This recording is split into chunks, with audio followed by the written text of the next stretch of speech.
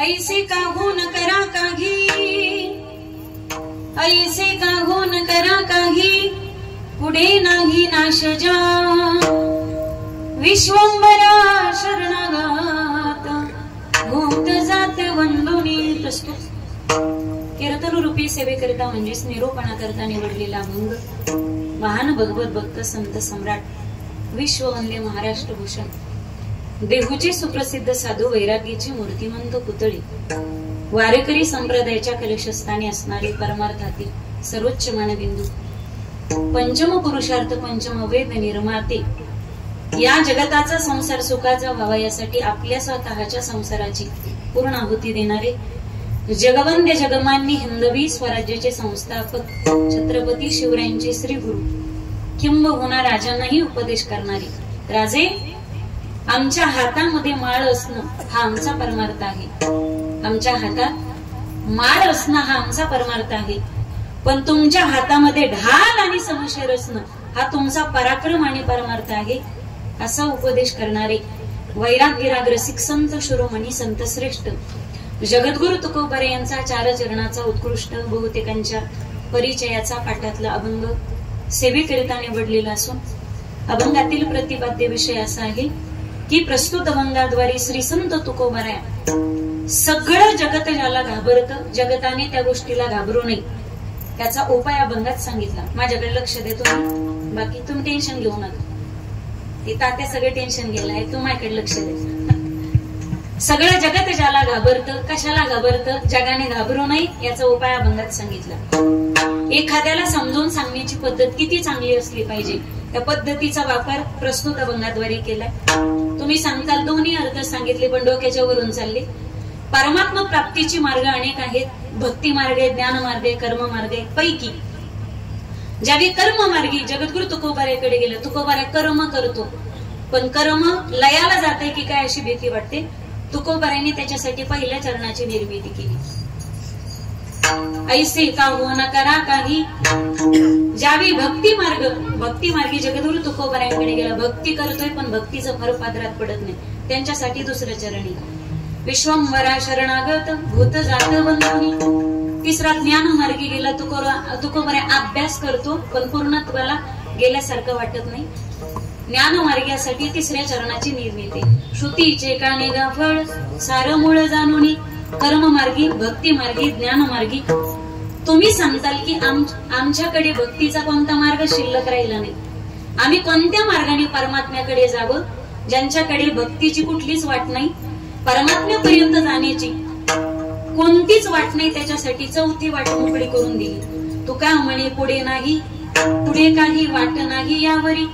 विश्वंभरा शरणागत भूत जात बंधुनी. असा एकंदरीत अभंगाचा सरळ सरळ संपूर्ण भावार्थ. ठळक बातम्या संपल्या. आता घरी जाऊन दार लावून कूलर लावून गोधडे घेऊन झोपले तरी हरकत नसावी. माझं काम संपलेलं आहे. विठ्ठल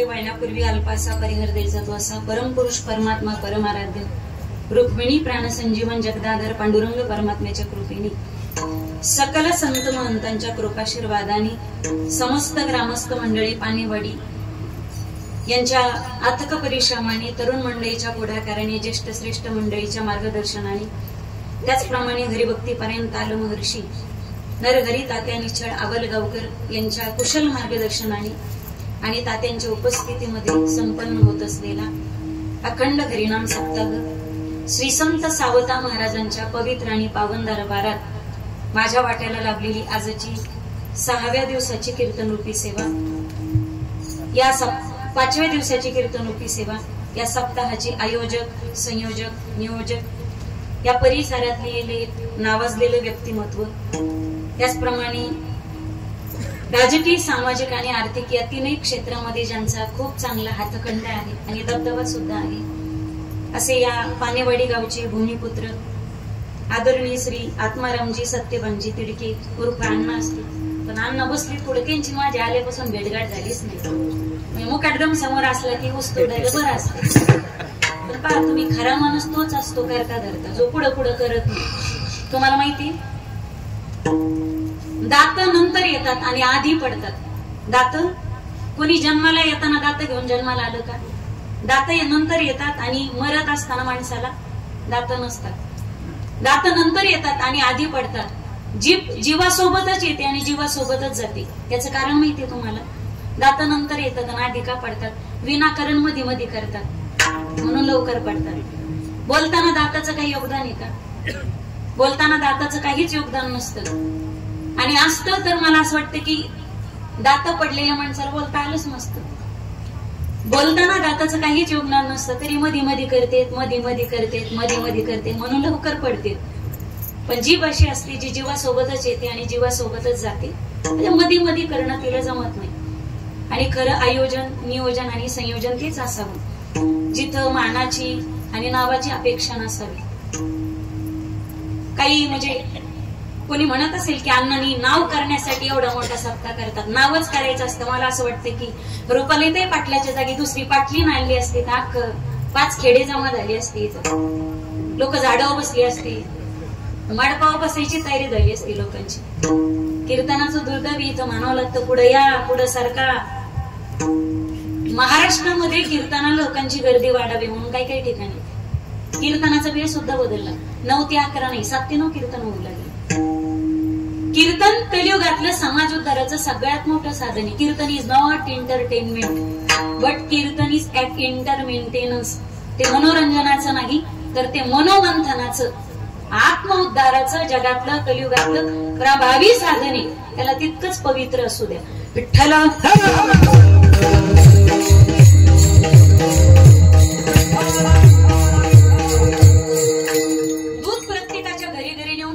दूध स्वस्त आहे, पण देणारे कमी येतं. येड्याबाबडी दुकान लावा तुम्ही, कोणीकडून त्यांना पत्ता लागतो, सगळे सोयरे असे सापडत आहेत. दूध चांगलंय, दूध स्वस्त आहे, तब्येतीसाठी चांगले, घरोघर आणल्या घालून जात, घरोघर आणल्या जातं, दारात आणून घातले जातं, पण पिणारी कमी येतं. दूध स्वस्त आहे, दारात आणलं जातं, तरी काही काही जण दूधवाल्याची बुडवतील, बायकोचं मंगळसूत्र काढून ठेवतील, पण दारूवाल्याचे नेऊन देतील. मला आईने आल्यानंतर सांगितलं, अण्णांच्या मिसेस काकूंनी आल्यानंतर सांगितलं, म्हणे ताई जेवताना पंक्तीला इतका समाज असतो ना, इतकी गर्दी असते. मी आल्यानंतर पाहत होती, 7:30 वाजता आम्ही इथून गेलो. मला वाटलं लोकांची गर्दी म्हणजे कीर्तनाला बसण्यासाठीची, पण माझा गैरसमज होता तो. ती गर्दी कीर्तनाला नव्हती, तर ती गर्दी पंक्तीसाठी होती. पंक्तीला मला वाटतं 5,000 लोक असतील, पण कीर्तनाला बसताना त्याच्यावरचा एक शून्य पुसल्या जातो. मोजकी माणसं येतात, गाव मोठे, म्हणजे पंक्ती बरोबर कीर्तन सुद्धा महत्वाचे. एवढा मोठा खर्च, एवढं मोठं योगदान. मला असं वाटतं की हे 8 दिवसाचा कीर्तन महोत्सव आहे, पण या सगळ्या गोष्टीचं नियोजन करण्यासाठी 6 महिन्यापासून आम्हाला झोप लागत नाही. एवढं सगळं नियोजन करण्यासाठी दररोजचं एक कीर्तन म्हणजे एका लग्ना इतका व्याप असतो. जेवढा वर बापाला एका लग्नाचा व्याप असतो ना, तेवढा दररोज कीर्तनाचा इतका खर्च, दररोजच्या कीर्तनाचं इतकं मोठं नियोजन, म्हणजे एका लग्न इतका व्याप असतो.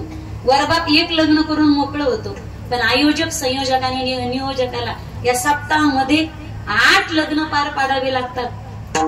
एवढी जबाबदारी स्वीकारावी लागते. एवढं मोठं नियोजन आहे, छान आहे, सुंदर आहे. या सप्ताहासाठी एकदा जोरदार टाळी वाजवा. नियोजन छान आहे सगळ्या गोष्टींनी. तर बऱ्याचदा असं होतं, चांगले डोळे ताणून पाहावं लागत, पुढं माणसंच बसलेत का लांब बसलेत. म्हणजे तुम्ही माझे सगळे परिचयाचे आहात सगळे. मला तुम्ही ब्लर दिसत होते म्हणून चष्मा मागून घेतला, म्हणजे मला फार लावायचे हौस होते, अशातलं काही नाही. तुम्ही सगळे माझ्या परिचयाचे आहात, पण मला सगळ्यांचे चेहरे ब्लर दिसत होते. मला तुम्ही भेटून जर एखाद्या वेळेस मला वाटलं अंका कीर्तनाला नव्हता, आणि तुम्ही म्हणताल ताई जवळून गेलो पण तुम्ही आम्हाला ओळख नाही दिली हो, असं होता कामा नाही. इथं सगळेजण माझ्या परिचयाचे आहेत, आणि पानवाडी गाव काही मला नवीन नाही. हे माझं माहेर घर आहे आणि माझं हक्काचं माहेर आहे. परमार्थ क्षेत्रामध्ये फार मोठं योगदान या गावाचं आहे, आणि या गावाच्या कानाकानात परमार्थ मुरलेला आहे. फक्त खंत एवढी वाटते एवढं गाव पार मारते की ना अख्खा मंडप माग रिकामा दिसतोय, पुढे रिकामा दिसतोय. आता पाचवा दिवस आहे ना आजचा, 6, 7 आणि 8. निदान 3 दिवसात तरी एवढं सगळं पटांगण गर्दी करून भरून काढण्याचं काम तुमचं आहे बरं का सगळ्यांचं. उद्यापासून येताना महिला मंडळ तुम्ही 2-2, 4-4, 5-5 महिला घेऊन या हाताला. त्याच नाही आणायच्या, नव्या आणायच्या दररोज. फक्त महिलांसाठी म्हणले बरं का मी. तुम्ही कृपया मनावर घेऊ नका. तुम्ही येताना गडी माणसं घेऊन या, 3-3, 4-4, 5-5. आता तुम्हाला पंगत लागू झालेली, त्याच्यामुळे नरम विनोद काढणार नाही. विठ्ठल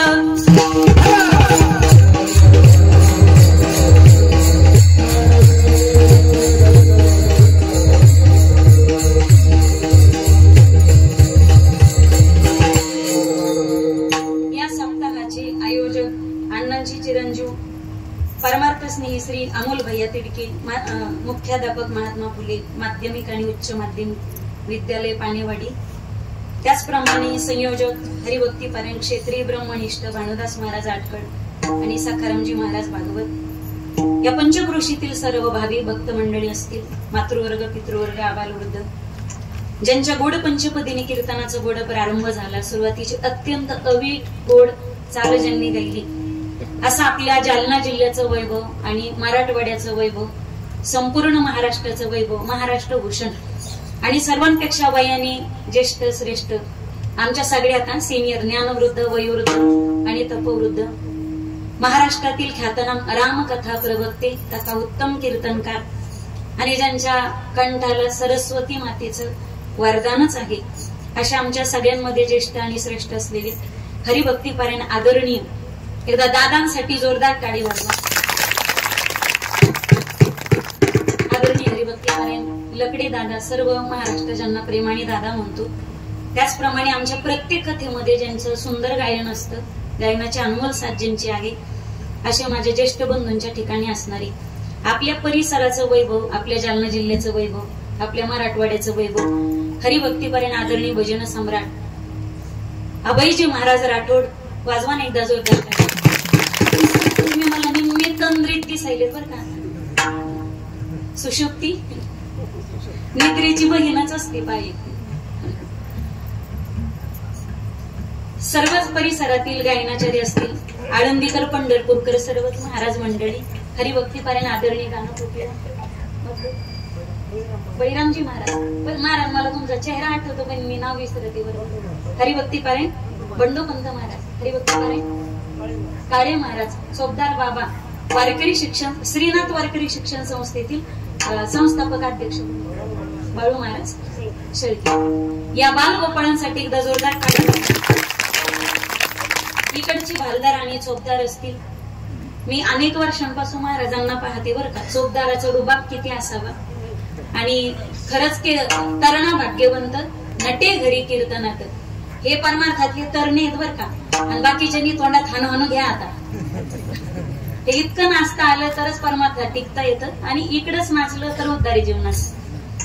विनेकरी महाराज असतील आणि माझे परिचित, अपरिचित, सुपरिचित सर्व ज्ञानवृद्ध, वयोवृद्ध, तपोवृद्ध, आश्रमवृद्ध, एकेकाची नावं न विचारून घेता तुम्हा सर्व मायबाप श्रोत्यांच्या आणि अधिकारी महात्म्यांच्या चरणारविंदी साष्टांग प्रणिपात करून हरिकीर्तनासाठी उपस्थित माझे पतिराज. आता ती काय तुम्हाला वेगळी नवीन नाहीत ना महाराज, ते तुमच्या सर्वांच्या परिचयाचे. मी मागच्या वेळेस खाना घेतला होता एक, आता तुमच्या तो पाठ झाला असं, आता दुसरा घेते. लांब लचक घेऊ का, पुढे घेऊ? लांब लचक घेऊ का? मग तर तुम्हाला आठवत नसेल तर पुन्हा रिपीट तोच करते, कारण लांब लचक मला एकच येत होते जात होते, खिडकी वाटा पाहत होते, खिडकीला 3 तर अडके, त्याला घुंगरावारा पान खाते, 13 रामे तो जरा जरा नवरा घालते इंजिन मारा. तिकडून आला व्यापारी दिली सुपारी देते, वाण्याला हंडा देते, पाण्याला पाणी आणते, आडाचं वाडा बांधते, भिंगाचा वाड्यात वडे, 7 वडे, आतल्या वड्यात पलंग, पलंगोर गादी, गादी ऋषी, कुशोर बशीत कप कापात, घडीत वाजला हे रामेश्वर महाराजांचं नाव घेते, मी पानेवाडी करांची लेख. जरा जोरात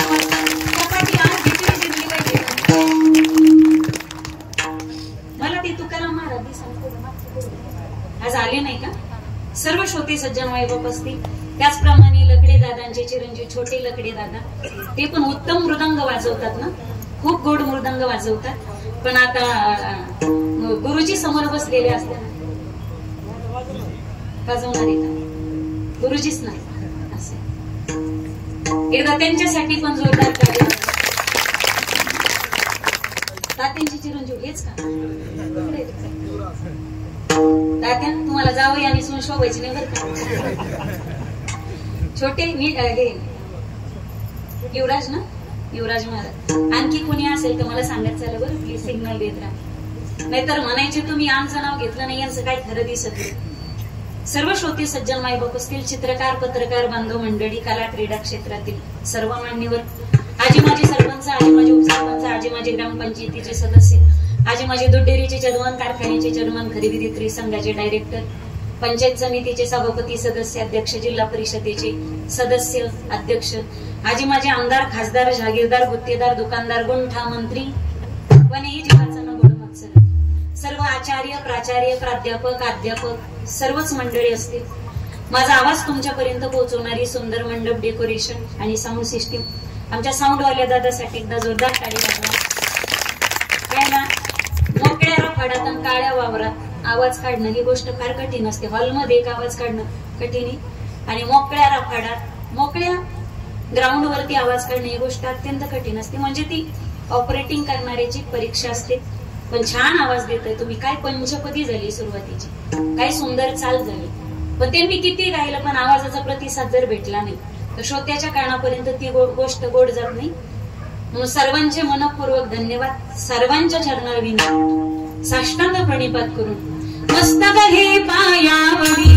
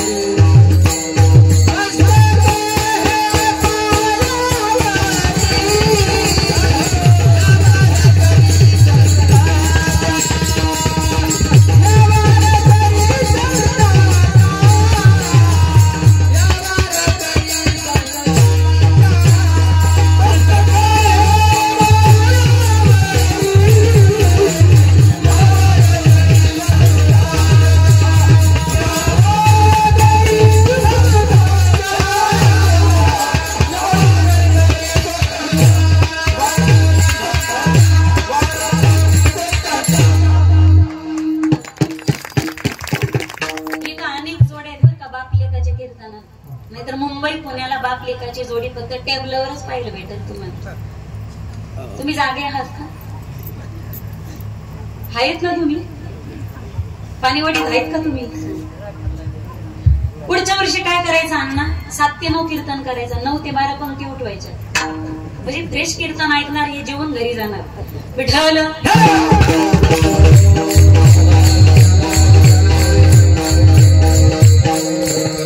ऐसे का हो न करा काही, पुढे नाही नाशजा. अभंग जगद्गुरु तुकोबारायांचा आहे, बहुतेकांच्या परिचयाचा आहे, बहुतेकांच्या पाठातला आहे. अभंगाचा अर्थ अत्यंत गोड आहे. साधू संताचा एकही अभंगात ओवी ही विनाकारण निर्माण झालेली नाही. प्रत्येक अभंगाच्या ओवीच्या पाठीमागची पार्श्वभूमी वेगळी असेल. जगाच्या पाठीवरती आपण भाग्यवान आहोत. जगत कल्याणासाठी ज्यांचा अवतार झाला त्या संत भूमीत तुमचा माझा जन्म झाला. जगात नाही तेवढे संत भारतात जन्मास आले. या भारतात 12 ज्योतिर्लिंग, 7 मोक्षपुऱ्या, 4 धाम, हिमालयासारखा पर्वतराज, कृष्णा कोयना चंद्रभागा इंद्रायणी भीमा भामा मुळा मोठा, गंगा यमुना सरस्वती नर्मदा सिंधू कावेरी यांसारख्या पवित्र नद्या. या भारतातलं गाव न गाव तीर्थक्षेत्र आहे. या भारतामध्ये वाहणारी डोळ्याला दिसणारी प्रत्येक नदी गंगा आहे. या भारतातला कंकर न कंकर शंकरी. माझ्या उभ्या आयुष्यातलं राजकीय क्षेत्रातलं प्रतिभा संपन्न व्यक्तिमत्व म्हणजे स्वर्गीय आदरणीय अटल बिहारीजी वाजपेयी. पक्षाचं फळ डोक्यात घालून घेऊ नका बरं का. पाणीवाडी तुम्ही ऐकताय ना? हॅलो. कोणताही पक्ष चांगला आणि वाईट नसतो, माणूस चांगला असतो म्हणून त्या पक्षाला चांगलं स्वरूप प्राप्त होतं. आपल्याला मान्यच करावे लागेल. काही काही क्षेत्रामध्ये राजकारणात सुद्धा हिरे जन्माला घातले पा माणसं. आयुष्यभर राजकारण केलं पण शिंतोडा त्यांनी अंगावरती उडवून नाही घेतलं वाईट गोष्टीचा. मान्यच करावं लागेल. आजही राजकारणाचा विषय निघाला म्हणजे तो माझा विषय नाही, पण आदराने ज्यांचं नाव घेतलं जातं असे स्वर्गीय हिंदू हृदय सम्राट. मला सांगायची गरज पडली का तुम्हाला? स्वर्गीय लोकनेते बाबुळगावचे विलासरावजी देशमुख, स्वर्गीय लोकनेते परळीचे मुंडे साहेब, स्वर्गीय लोकनेते आबा पाटील, अनेक महात्मे जन्माला घातले, राजकारणात राहिले पण तिथं सुद्धा त्यांनी पवित्र आचरण ठेवलं आणि समाजात हिच साध्य केलं. अटल बिहारी वाजपेयी यांची काही भाषणं प्रसिद्ध आहेत पा युट्यूबला, म्हणजे नेत्याचं भाषण सांगायला मी होते उभी नाही, पण त्या माणसाची राष्ट्रभक्ती आणि राष्ट्रनिष्ठा किती कमालीची होती. आता निष्ठा जाऊ द्या, निष्ठा निष्ठीच चालू आहे नुसतं, पण त्या माणसाची निष्ठा किती दृढ होती. अटल बिहारी वाजपेयी म्हणून गेले, हे अमर भूमी, हे समर भूमी, हे वीरों की भूमी, हे शूरों की भूमी, हे राणा की भूमी, हे शिवा की भूमी, हे लक्ष्मी की भूमी, हे पद्मिनी की भूमी, ये सरदार की भूमि, ये किरदार की भूमि. हम जिएंगे तो इस भारत के लिए और मरेंगे तो इस भारत के लिए. और मरने के बाद बहती हुई गंगा जी की धारा में से बहती हुई हमारी अस्थियों को निकाल कर कोई कान से लगाएगा तो मरने के बाद हमारी अस्थियों में से भी एक ही आवाज गूंजेगी, भारत माता की, भारत माता की, भारत माता की.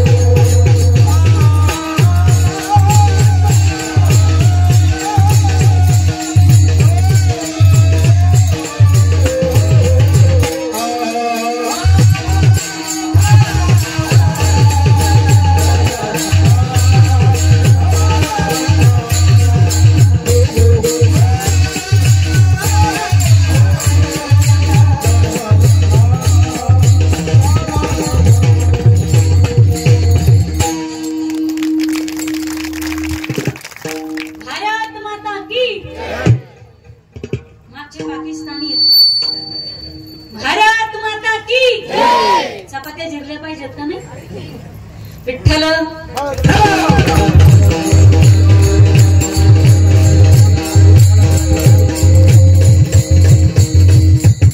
या भारतातला कंकर शंकरी तुम्ही लोटाभर जल घेऊन मंदिरात जातात का नाही? पाणीवाडी एक लोटा जल हिमा घेऊन पुढे येऊ का? तुम्ही नाराज आहेत का मायावर? मी आलेले आवडलं नाही तुम्हाला? एक लोटा जल सभी समस्या का? तुम्ही लोटे मंदिरात घेऊन जातात ना महादेवाच्या? आता बोलू का? तुम्ही तुमची साथ आहे का मला? तुमचा पाठिंबा आहे का मला? नाही तर ऐन टायमाला तुम्ही पाठिंबा काढून घ्यायची बरं का. बोलू का? लोटाभर जल घेऊन मंदिरातल्या महादेवाला जात असाल आणि घरचा खरा महादेव 12 वाजेपर्यंत बिना भाकरीचा उपाशी मारत असाल, अरे आता तरी वाजवारी गाडी म्हणजे कबूल आहे तुम्हाला, पटलं ना? तुम्ही कदरलेले दिसतंय मला. 1000 पूजा केले तरी मंदिरातला महादेव आपल्यावर कधीच प्रसन्न होणार नाही. म्हणजे आता तुम्हाला लई बरं वाटलं असं ना आमच्या बाजूने बोललं. आतापर्यंत तुमच्या बाजूने बोलणार तुम्हाला कोणी भेटलंच नव्हतं ना. पण लेकीचं जास्त प्रेम बापावर असतं, बहिणीचं जास्त प्रेम भावावर असतं. म्हणजे या रुसत्यांवर का माझ्यावर? मी दोन्ही बाजू व्यवस्थित करणारे कमी तुमच्या घरात भांडण लावून जायचा इरादा नाही माझा. आधी घरच्या महादेवाच्या पूजेची व्यवस्था करते, पोटपूजेची, आणि मग ताट उचलून मंदिरातल्या महादेवाला पूजेला जाते. ती खरी भारतीय नारी असते. विठ्ठल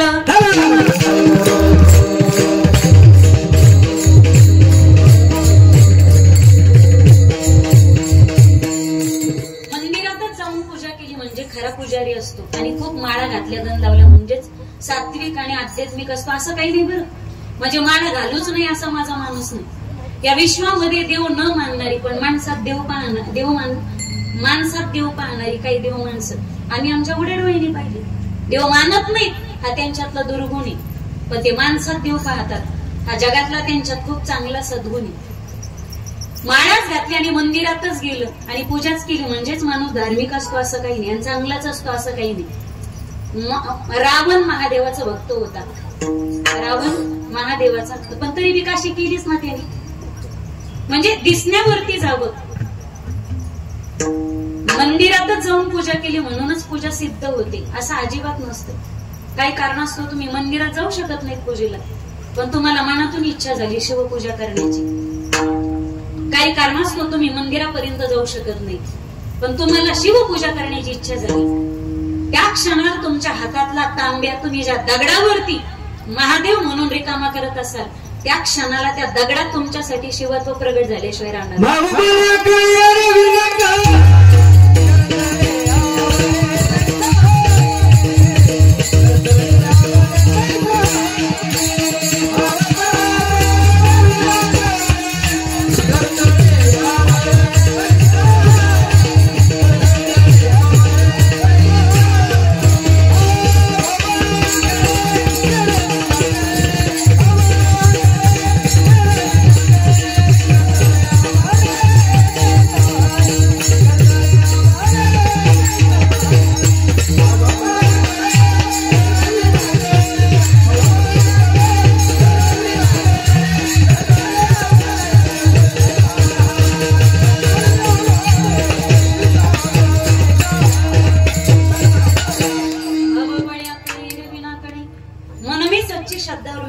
तो कंकर में भी शंकर दिखाई देता है, पर मन में सच्ची श्रद्धा और विश्वास ना हो तो शंकर में भी कंकर दिखाई देता है. शेवटी प्रश्न श्रद्धेचा आणि भावनेचा आहे. जिथं जगडा शिवत्व आहे अशा भारतात तुमचा माझा जन्म झाला. जगात नाही तेवढे संत भारतात जन्मास आले, भारतात नाही तेवढे संत महाराष्ट्रात जन्मास आले. आचार्य अत्रे म्हणतात महाराष्ट्रात ज्याचा जन्म झाला त्याला 4 गोष्टी कळाव्या: विठोबा, ज्ञानोबा, तुकोबा आणि शिवबा. या 4 एकही गोष्ट ज्याला कळत नाही असं कमरात लाद घालून हद्दपार केलं पाहिजे. महाराष्ट्रात ज्याचा जन्म झाला, जन्मात आल्यानंतर त्यांनी एक तरी पंढरपूरची पायवारी करावी. ज्याचा जन्म महाराष्ट्रात झाला त्यांनी उभ्या आयुष्यात एक तरी ज्ञानेश्वरीचं पारायण करावं.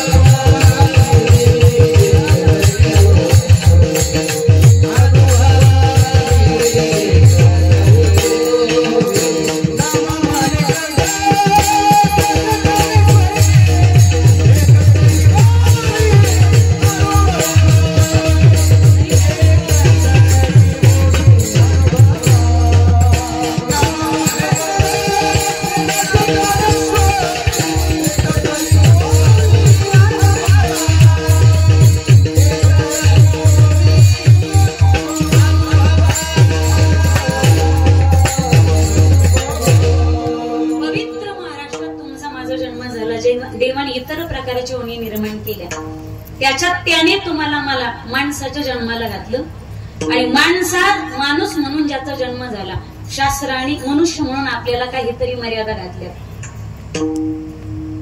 सगळ्या प्राण्यांमध्ये आणि माणसामध्ये सगळ्या योनींमध्ये काही गोष्टी सामान दिल्यात, काही गोष्टी सारख्या दिल्यात, पण नियम ही फक्त मनुष्य योनीला लावली. विठ्ठल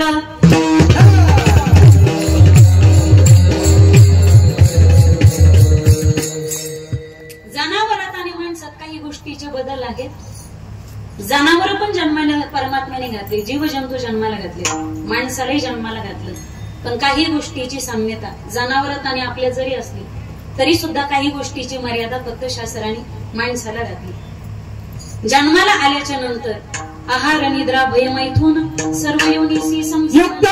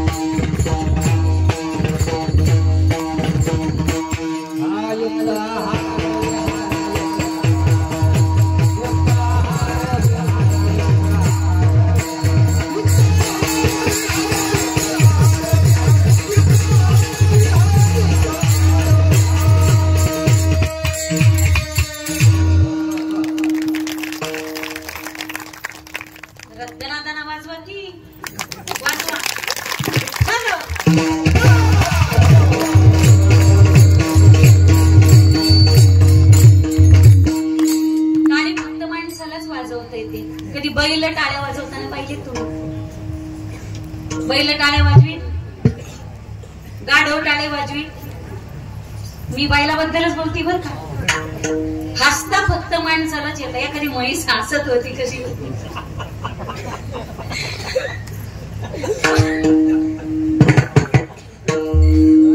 पानवाडीत हसतात का म्हशी? हसता फक्त एखादीची छातीत चमक निघून बसकून मरून जातात. हसायचंही राहून जातं, सगळंच राहून जातं.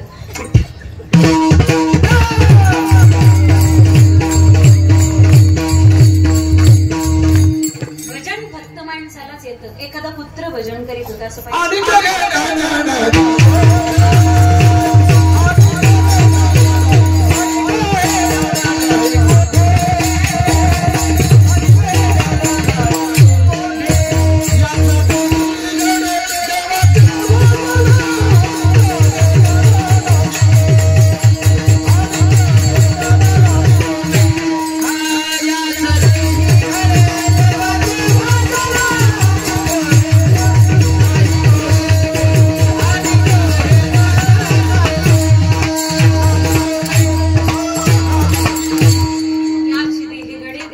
भजन आणि काही ज्ञान नाही कोठे.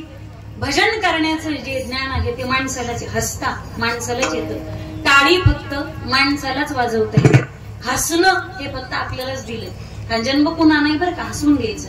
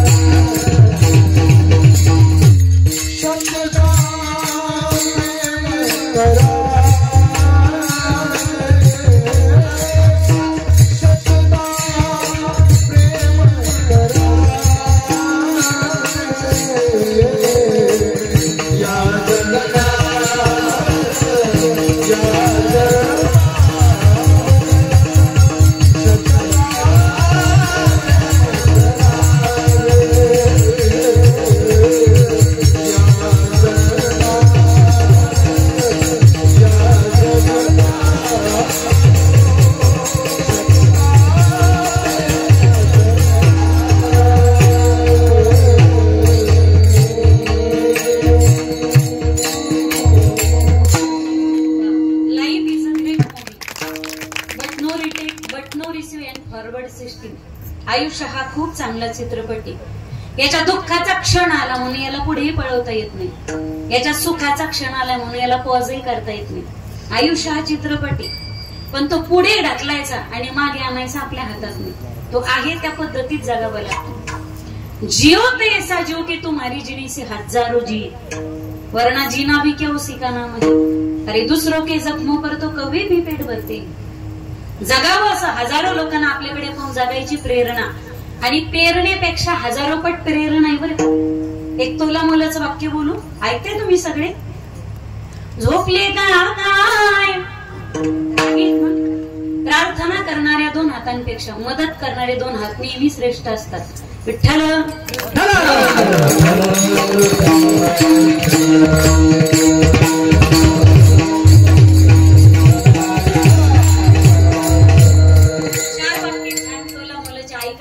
प्रतिसाद द्या बरं का. तुम्ही ऐकताय ना सगळे. चंदनापेक्षा केलेलं वंदन 100 पटीनं शीतली. चंदनापेक्षा केलेलं वंदन 100 पटीनं शीतली. योगी होण्यापेक्षा लोकांच्या उपयोगी येणं 1000 पटीत श्रेष्ठ आहे.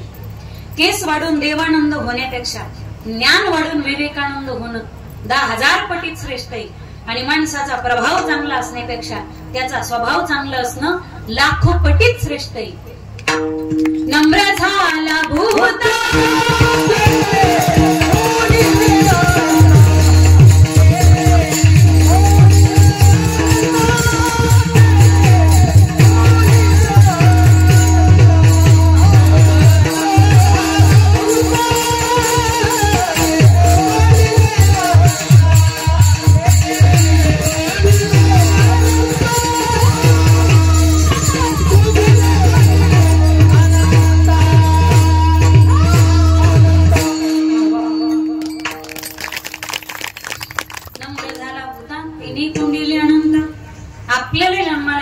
जनावराला जन्माला घातलं, पण काही गोष्टीची समानता जनावरात आणि माणसात दिली. आहार निद्रा भयमैथून सर्व योनीसी समसमान.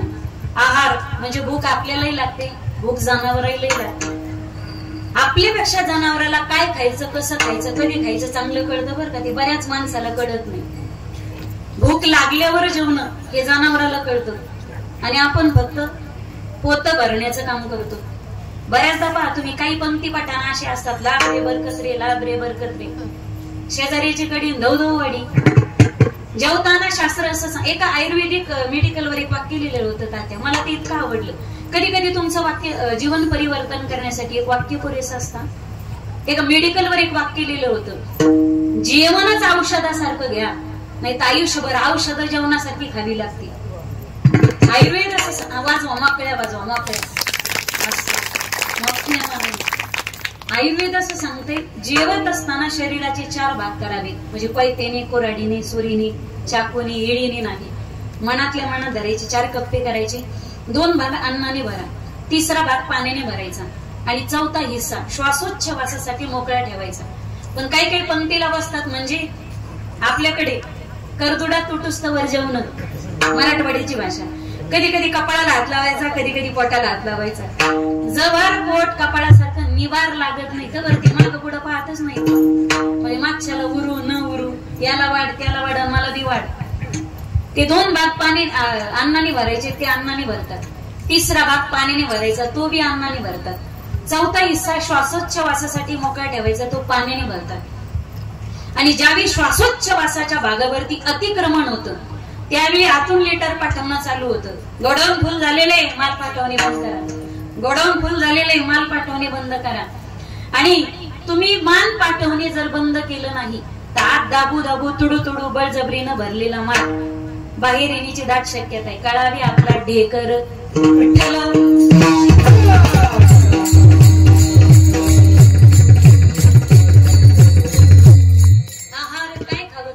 कसं खावं माणसाला कळलं. बऱ्याच जणांना खायची अक्कल नसते, पण असतेच असं नाही.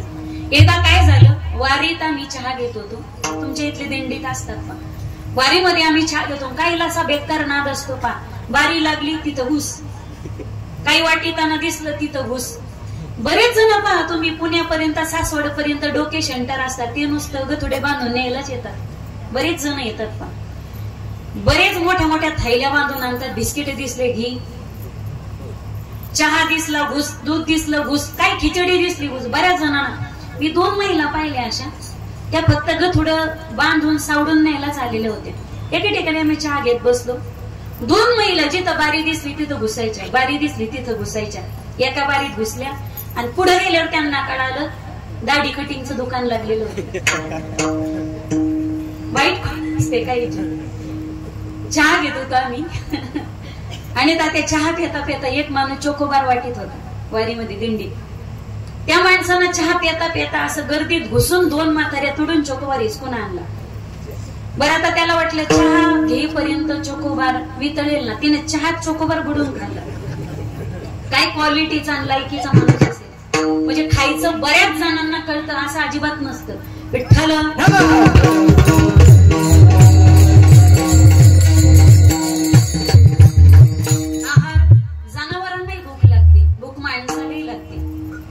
कितीही वाघ उपाशी मेला तर वाघ कधी गवत खात नाही, आणि गाय किती उपाशी मेली तर गाय कधी मांसाहार करत नाही. 5 जनावर हा ज्याचा त्याचा आहार ठरवून दिलेला आहे.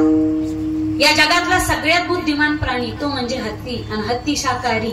विठ्ठल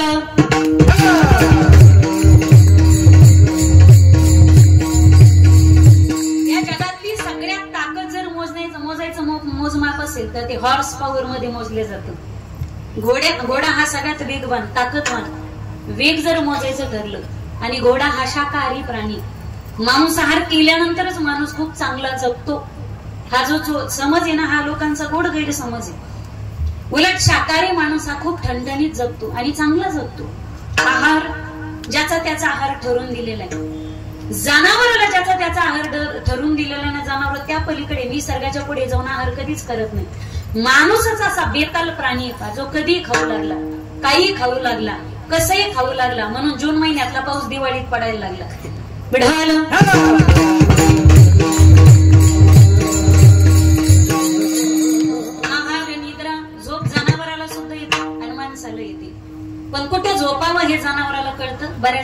कळत नाही. काही काही भर कीर्तनात झोपतात, पुढे बसल्यावर पण महाराजाच्या पुढे झोपतात. म्हणजे किती डेअरिंग असली पाहिजे त्यांची. कीर्तनात पुढे बसायचं, पुढे बसून झोपायचं. पूज्यपाद मोरारी बापू असं सांगतात, राष्ट्रीय रामकथा प्रवक्ता परमपूज्य मोरारी बापू यांचं इतकं गोड वाक्य. ते त्यांनी 24 तासाचं गणित सांगितले. बापू म्हणाले की 8 तास माणसाने झोपावं, 8 तास माणसाने संसार करावा आणि 8 तास देव, देश आणि धर्म यांच्यासाठी समर्पित करावे. पण आपले सगळं उलट गणित आहे. आपण 8 तास झोपतो, 16 तास संसार करतो. काय भजनासी उरले ते पाहे का. राम राम स्मरादी, आहार, निद्रा, भय, हा तिसरा जो मुद्दा आहे मला तो शेवटी घ्यायचा आणि 4 नंबरचा मुद्दा तिसऱ्यांदा घेते. म्हणजे अभंगाची व्यवस्थित साखळी लक्षात येईल. मैथून चौथा मुद्दा सांगितलं, शरीराचे धर्म हे प्रत्येक योनी मात्रांमध्ये. म्हणजे जगाची उत्पत्तीच तिथून झाली, प्रकृती आणि पुरुषापासून. मैथुनातून या जगाची, या सृष्टीची उत्पत्ती झाली. माणसाला मनुष्य का म्हणतात. स्त्री आणि पुरुषापासून जगाची निर्मिती, शरीराचा धर्म प्रत्येकाला दिलेला आहे. पण परमार्थाच्या वाटेवर आल्याच्या नंतर आहाराला संयमित करता आलं पाहिजे, निद्रेला नियमित करता आलं पाहिजे, मैथुनाला संकोचित करता आलं पाहिजे आणि भयाला परमार्थाच्या वाटेवरती नष्टच करता आलं पाहिजे. हा खरा परमार्थातला पुरुषार्थ. शरीराचा धर्म प्रत्येक प्राणी मात्रात आहे आणि मनुष्याला सुद्धा दिला. पण परमार्थ करत असताना त्याला स्वस्त्रीच्या ठिकाणी आणि स्वपुरुषाच्या ठिकाणी त्याला स्थिर करा आणि पुढे चालून परमार्थाच्या वाटेने त्याला नष्ट करा. मला काय बोलायचं तुम्हाला व्यवस्थित लक्षात येते. विठ्ठल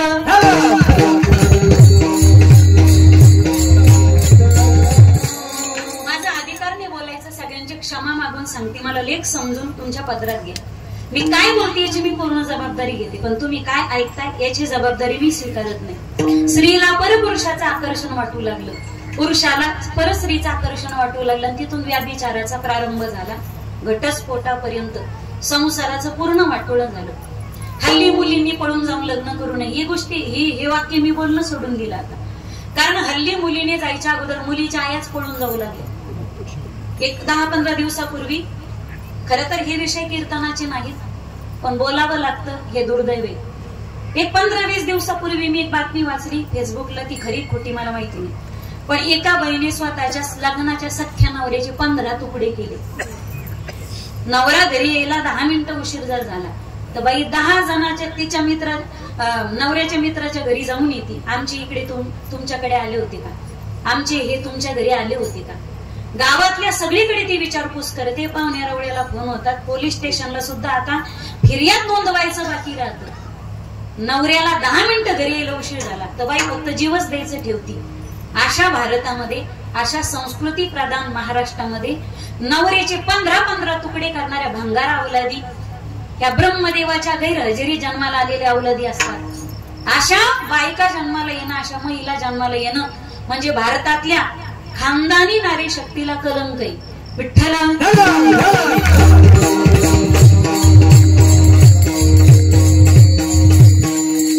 त्या भारतात, त्या महाराष्ट्रात तुमचा माझा जन्म झाला, ज्या परस्त्रीकडे मातीचा दर्जा देण्याची आणि आईच्या दृष्टीने पाहण्याची वृत्ती. जाई हो तू माते न करे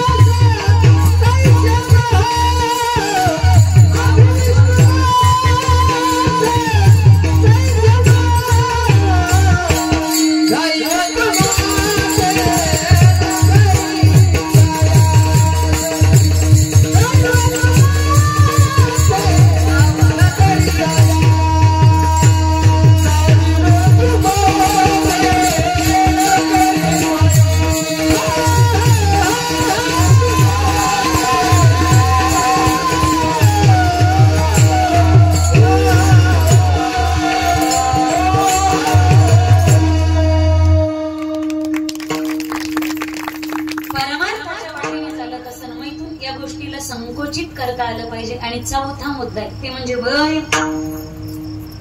इथं बसलेला असा एकही नाही, जगातला जन्माला आलेला असा एकही प्राणी नाही त्याला भीती वाटत नाही. प्रत्येकाला कशाने कशाची तरी वाटते. सगळ्यांना सार्वजनिक वाटणारी भीती ती म्हणजे मरणाची. माणसं मरणाला पाणीवाडी, माणसं मरणाला घाबरतात, माणसं मरणाची घाबरतात. अगा अमर हा बोलणं साळती तरी मेली अमरी रडती. प्रत्येकाला भीती, मी मरतो का काय, लोक मला विसरतेत का काय. मला सांगा, लोक कोरोनाने मेले का भीतीने मेले? झालं नाही ते मेले नाही का? बरं तिथून पुढचे रोग नष्ट झाल्यानंतर लोक मेलेच नाहीत का? झालेली मेली, न झालेली मेली. पण प्रत्येकाला भीती, मी मरतो का काय. आपण जर सेवक देवाचे आणि आपला मार्ग जर सत्याचा आहे तर आपण नरकाला जातो याची भीती हरिभक्ताला वाटू नये. अकाल मृत्यू ओ मरे जो काम करे चांडाल का. अकाल मृत्यू ओ मरे जो काम करे चांडाल का. अरे काल भी उसका क्या करे जो भक्त हो महाकाल का.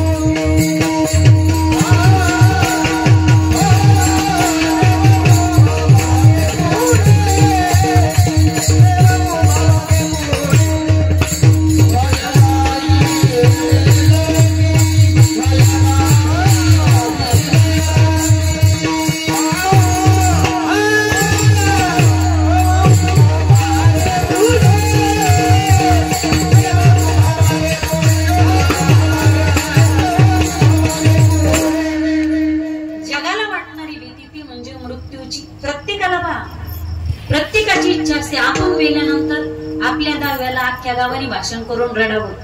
अमुक अमुक यांच्या जाण्याने गावाची पोकळी निर्माण झालेली. एक वाक्य काळजात उतरून घ्या.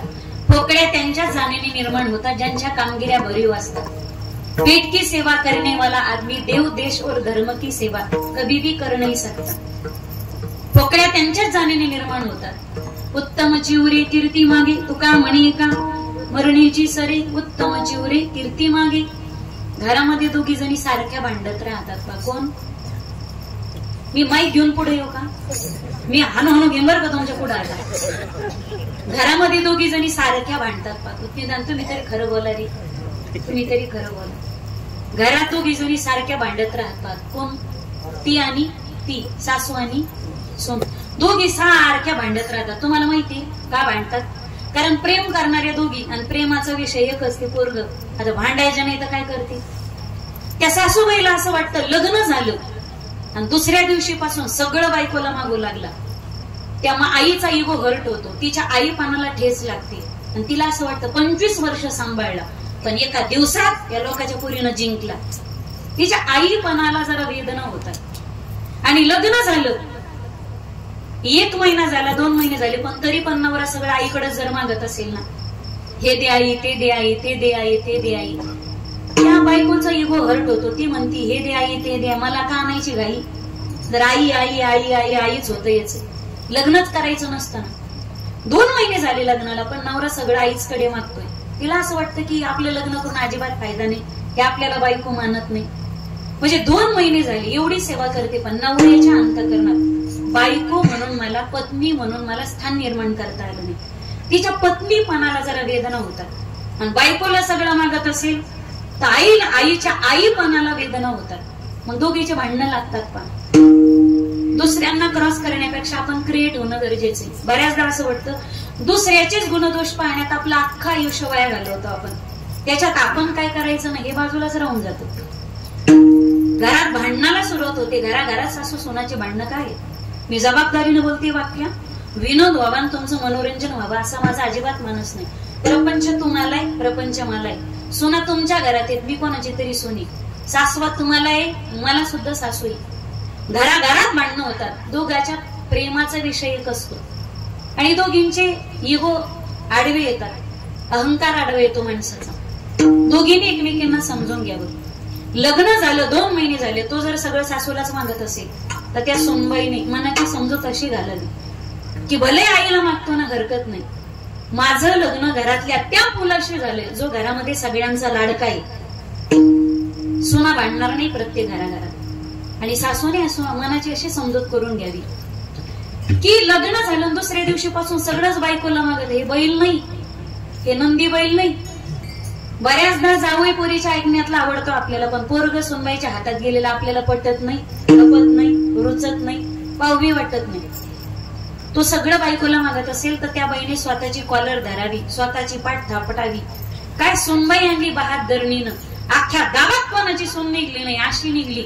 आता तिच्या हातात तिजोरीच्या, पेटीच्या, कपाटाच्या सगळ्या चाव्या देऊन आळंदीला जाऊन, पंढरपूरला जाऊन मी हरिहरी करायला मोकळी. वाटत तुम्हाला असं वाटत? वाजवा टाळ्या एकदा, मोकळ्या वाजवा चला. वाजवल्या जेवढ्या जेवढ्या सास आहे त्याच्यात बसलेल्या, तिने टाळ्या वाजवू नका, मनावर घ्या जरासं. कवर सुनाच्या बोलणे खाताय, कवर तिचे टोमणे खाताय, कवर तिच्या शिव्या खाताय, कवर चहा आदळून आपटूनच पिताय तुम्ही. कधी तर रीत जागी व्हावी माणसाच्या मनातली. तुम्ही खरंच ऋषीच्या असताना तर 4 वाजता सुनबाईच्या स्वयंपाकात नाक खुपसण्यापेक्षा हातात जपमाळ घ्या, जाऊन मंदिरात हरिपाठाला जाऊन बसत जा. सुनबाई मला असं वाटतं चक्कूर भाकर तुम्हाला जास्त वाढीन, घोटभर चहा जास्त देईन आणि पहिल्यापेक्षा इज्जत जरा जास्तीची करी ना. विठ्ठल झाले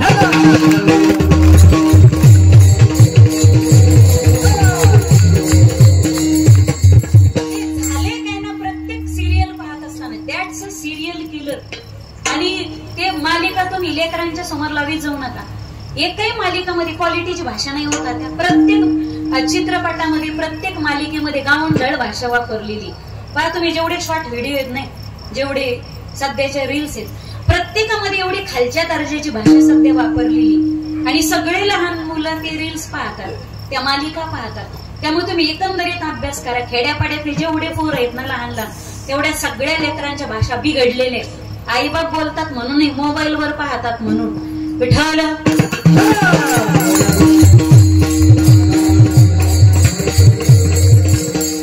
प्रत्येकीनं त्या मालिकेत पाहिलं, कीर्तनात पाहिलं की तिला असं वाटतं जो महाराज जो सांगतोय ना तो वाईट पोरगा महाची. जी सुनबाई ना सासूला त्रास देणारी ती सुनबाई म्हणजे माझीची. आपलं असं असतं, सुना सगळ्यांना आवडतात, फक्त सून स्वतःची नसली पाहिजे, ती शेजारची कोणाची बी चालते. सून आवडत नाही असं तुम्हाला कळते का माझं बोललं? सून आवडतात, फक्त सून दुसऱ्याची पाहिजे. पहा नामकीची सुनबाई महिनाच झाला लग्नाला, पण सासूची कशी पाय दाबी ती, सासूची कसं डोकं दाबी ती. अगं बाई ती तुझ्या देखत पाय दाबी ती, हात दाबी ती, डोकं दाबी ती. तुम्ही गेली ती सासूचं गळ दाबी ती. तुम्हाला माहिती काही? इथं बसलेल्या प्रत्येक सासूने स्वतःच्या काळजावर हात द्यायचा आणि 100% मनाशी निर्धार करायचा, या जगातला सगळ्यात चांगला पोरगा पांडुरंगाने माझ्या पदरात टाकलेला आहे. आणि या जगातली सगळ्यात चांगली सुनबाई पांडुरंगाने माझ्या घरात दिलेली.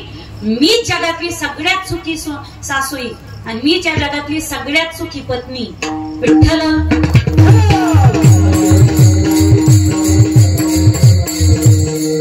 ते काय होतात, हिचं तू मैमे, तू मैमे, तू मैमे, या हिच्या भांडणामध्ये त्या बिचाऱ्याचा असा सँडविच होऊन जातो. तुम्ही ऊसाचा रस पिलेत का? पेत जा, उष्णता कमी होती. ऊसाचा रस पिलात तुम्ही? त्या ऊसाचा रस काढण्यासाठी तो चरखा असतो, ते मशीन असतं ना, त्या चरख्याला 2 चाकं असतात. वरचं चाक म्हणजे सासू, खालचं चाक म्हणजे सून, आणि मध्ये घातला जातो हा यालाच हाऊस म्हणतात. नुसता घातला जाण्याचा पिळू पिळू पिळू पिळू पिळू पिळू जवळ त्याच्या चिवट्या होत नाहीत तवर त्याला सोडित नाहीत. पण मी ऊसाबद्दल बोलत नाही. घरातल्या आपल्या करत्या धरत्या पुरुषाने समाजासाठी, देशासाठी, गावासाठी काहीतरी चांगलं करावं असं वाटत असेल तर मला असं वाटतं की सासू आणि सुना त्या करत्या धरत्या पुरुषाला घरच्या भांडणात गुंतून ठेवू नका. घरचा करता पुरुष असा मोकळा पाहिजे. पण आम्ही तात्यांच्या घरी गेलेले आहेत सगळे, आणि तात्या या परिसरातले चांगले सुधारित शेतकरी कुटुंब आहे त्यांचं. घरी गेल्याच्या नंतर इतकी बागायती शेती आणि झाडं झुडप आहेत, पण त्या सगळ्यांनी मिळून तात्याला परमार्थासाठी मोकळं ठेवलेलं आहे. पण घरच्यांनी घरीच ते नशातात नेला असतं, चला अवतावर नाच पेरणी करायची, नाच फवारा, हे जर केलं असतं तर परमार्थासाठी एवढं चांगलं रत्न या परिसराला मिळालं नसतं. तुम्ही घरच्या भांडणामध्ये घरच्या करत्या पुरुषाला जर ओढत असाल तर त्या घरातला करता पुरुष देशासाठी धर्मासाठी कधीच काही करू शकत नाही. आतापर्यंत ज्यांनी देशासाठी धर्मासाठी काही केलं करते पुरुष त्यांच्या घरातल्या महिला चांगल्या होते बा, क्वालिटीच्या होत्या. ते पुरुष देशासाठी धर्मासाठी काहीतरी करू शकले. सासूला भीती मला मुलगा विसरतो की काय, माझा मुद्दा असा होता चौथा भय. आणि सोनाला अशी भीती नवरा आईच्या ऐकण्यात जातो की काय. या दोघींना भीती असते म्हणून घरात भांडणं होतात. अशी भीतीने कंटाळलेली माणसं, भिणारी माणसं, अंतःकरणात भय असणारी माणसं जगतभर तुकोबर आहे. तुकोबर आहे आणि कर्म करतो पण कर्माचं फळ पदरात पडत नाही. तुकोबरांनी सांगितलं चूक तुमची नाही, तुम्ही कर्मच असं करताय जे नाश पावणार आहे. इथून पुढे असं कर्म करा जे अविनाशी असेल आणि जे वाया जाणार नसेल. ते कर्म करा ज्याला पुढे नाश नसेल. अभंगाचं प्रथम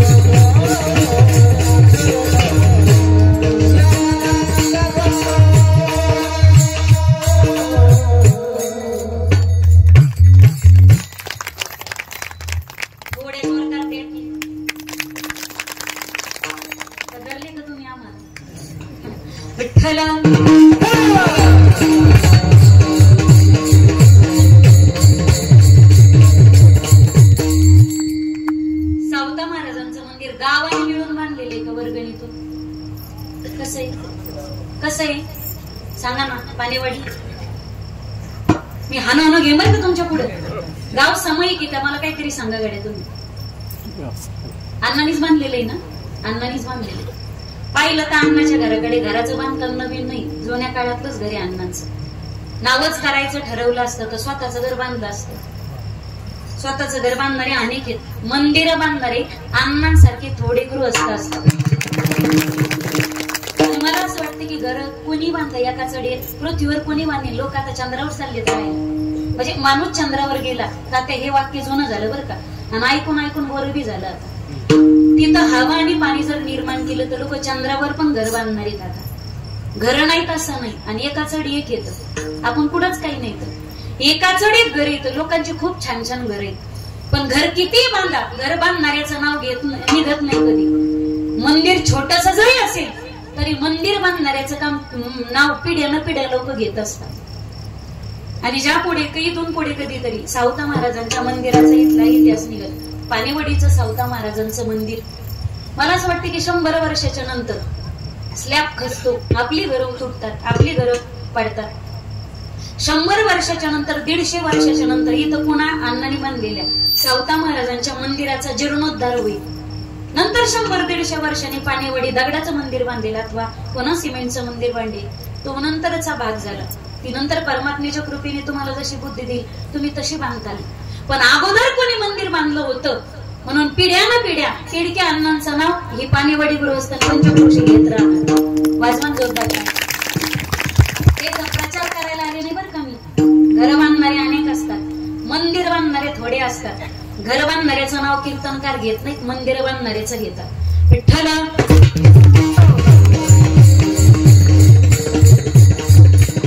लग्न अनेकांनी केले, संसार अनेकाचे झाले. एकापेक्षा एकाकडे एक सुंदर बायका केल्या सगळ्यांनी. लग्न सगळेच करतात, बायका सगळेच करतात. काही एक करतात, काही 2-2 करतात. काही एक घर बांधतात, काही 2-2 घर बांधतात. काही एका बँकेत खातं खोलतात, काही 2-2 बँकेमध्ये अकाउंट करतात. लग्न सगळ्यांनीच केले, प्रपंच सगळ्यांचेच थाटले. पण 45 वर्षापूर्वी एक लग्न झालं होतं या महाराष्ट्राच्या भारताच्या भूमीत. लग्नाच्या मंडपामध्ये नवरदेव आणि नवरीने शपथ घेतली, आपल्याला आपल्या 4 व्हीलर गाडीत बसून आपल्या बंगल्यात जायचं नाही, तर आपल्या गाडीत बसून आपल्याला आदिवासी भागात जाऊन कुष्ठरोगींची सेवा करायची. 45 वर्षापूर्वी एक जोडपं लग्नाच्या मंडपातून गाडीत बसलं आणि आपल्या महाराष्ट्रातला सगळ्यात शेवटचा जिल्हा गडचिरोली, सगळ्यात शेवटचा तालुका आहे तो म्हणजे चंद्रपूर. आणि त्या चंद्रपूर तालुक्यामध्ये माडिया गोंड या जमातीच्या सेवेसाठी, या आदिवासी जमातीच्या सेवेसाठी गेली 45 वर्ष झालं अव्याहतपणे एक जोडपं काम करते. भारत सरकारने त्या जोडप्याची दखल घेतली आणि त्यांना रेमन मॅग्सेसे पुरस्कार दिला. त्या जोडप्याचं नाव आहे डॉक्टर प्रकाश बाबा आमटे, डॉक्टर सौ मंदाकिनी प्रकाश आमटे. सगळेच लग्न करतात आणि लग्न सगळ्यांनीच केले, पण एकच लग्न जगाच्या लक्षात राहिलं आणि एकच जोडी जगाच्या लक्षात येईल, ते म्हणजे आमटे घराण्याची. प्रकाश वाटे त्यांचं अतिशय सुंदर कादंबरी, त्याच्यावरती चित्रपटही निघाला मागे. त्यात इतकं गोड वाक्य त्यांनी नमूद केले डॉक्टर प्रकाश बाबा आमटेंनी. ते म्हणतात की ज्यावेळी आम्ही आदिवासी भागातून जायचो त्यावेळी सगळे आदिवासी लोक म्हणायचे आमचे राम सीता आले का, आम्ही वनात फिरायचो ना. मी म्हणजे त्यांचा राम आणि माझी पत्नी म्हणजे त्याची सीता. पण मला एक वाक्य नमूद करायचं आणि मला एक गोष्ट अधोरेखित करायची. ते म्हणायचे की मंदा म्हणजे आमची सीता आहे आणि तुम्ही म्हणजे आमचे राम आहेत. पण मला सांगावं असं वाटतंय, रामाच्या सीतेला एकदा का होईना हरणाच्या कातड्याचा मोह झाला होता, पण माझ्या मंदाला अजून कसलाच मोह झाला नाही. त्यावेळी ती बायको 100% असते पा नवऱ्याच्या ऐकण्यातली. जिथं नवराच बायकोच्या प्रत्येक गोष्टीची ग्वाही देत असेल तिथं देवाला सुद्धा शिक्कामोर्तबच करावा लागतो. विठ्ठल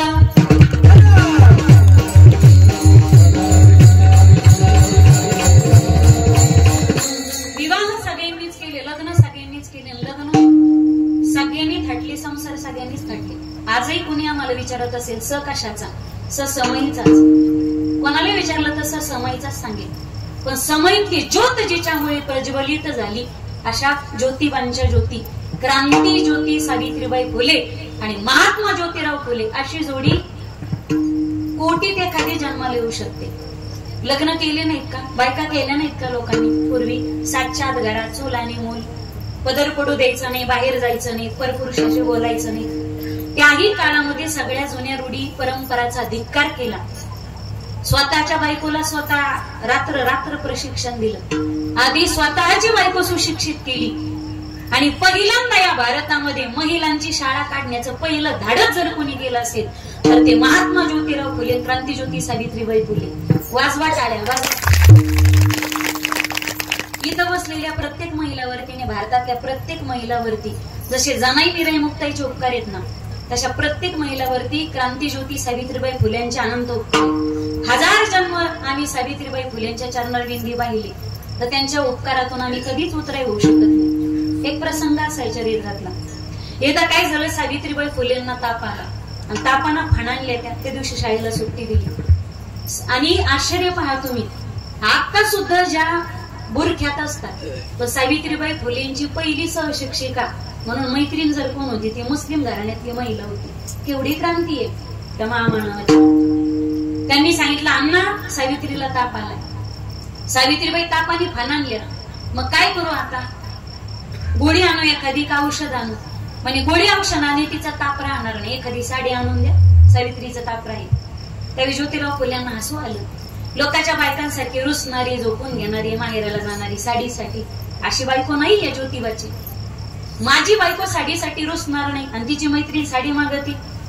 त्यांनी सांगितलं, साडीमुळे जर सावित्रीचा ताप राहत असेल तर एक काळा साड्या काय 2-2, 3-3 साड्या घेऊन जातो ना. म्हणजे कमी पैशात जर गुण येत असेल, पुरुष मंडळी आपली बायको जर म्हणत असेल दुखत तर गाडीवर बसवायची, घेऊन जायची, जाता जाता फक्त रस्ता बदलायचा, दवाखान्यात नेण्याऐवजी साडीच्या दुकानात न्यायची. कमी पैशात काम होतं बरं का. विठ्ठल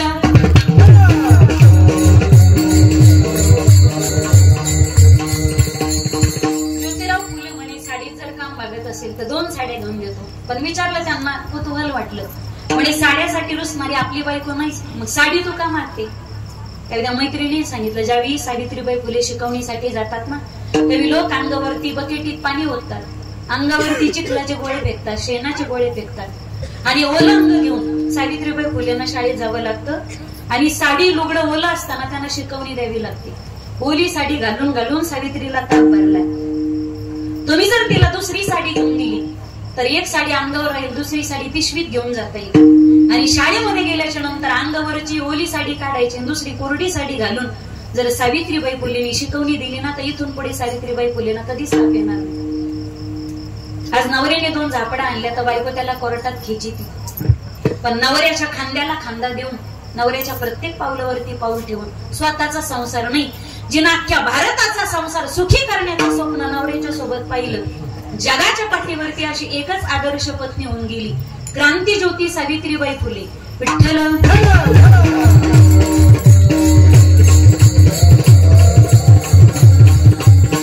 याला म्हणतात ऐसे का गुण करा काही, पुढे नाही नाशजा. एकदा मोठ्या प्रेमाने हात वरती घ्या ना सर्वजण, सगळे घ्या, घरातले उजेडातले, झोपली जागे करावर, सगळे टाळकरी आणि वादक सोडू ना, आजूचे बाजूचे. हाय का कोणी इकडं तिकडं माग पुढं? छान घ्या हात वरती, कॅमेरामन फोकस करू. हरी विढोबार